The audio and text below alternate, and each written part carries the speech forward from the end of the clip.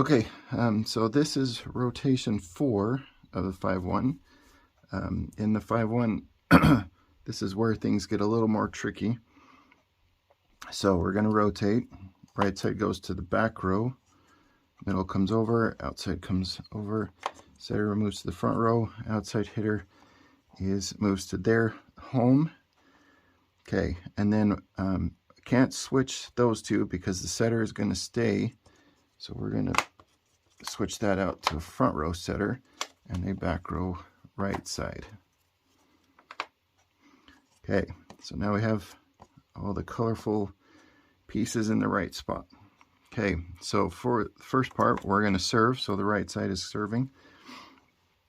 And a lot of this is very much the same in this case. On serving, it's very much the same as a 6-2 with the setters, as well as the first rotation in 5-1.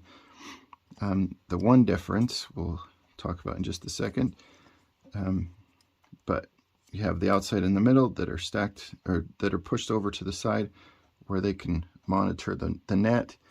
The outside hitter in the middle are going to switch to their spots, and the setter will run around. Right side will play defense back here.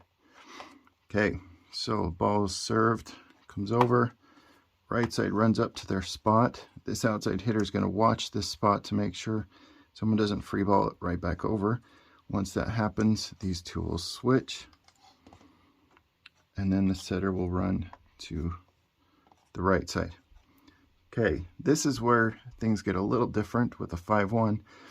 Because the setter is the only setter, if the ball were to come over here, the right side is still playing defense, but the setter is going to step up to set the ball from here. Middle will hit it, outside hitter will hit it. This means that there's just the two hitters. On the 5-1, that means you have 5 hitters, so all these are hitters and 1 setter. Okay, the part that gets challenging on this compared to a 6-2 is that can be confusing, though it really isn't, is if the ball comes to the right side, it's still the setter, so there's no change there. When the setter's in the back row and the right side's in the front row, and the setter has to pass it, then the right side still needs to set it. But they're not always trained with the best hands. But it's a good chance for them to get better with setting hands. But they're not always going to set it. Anyway, so they're going to play this out. Hit comes over. Everybody gets back to their spots. Okay, so we'll move back to home position.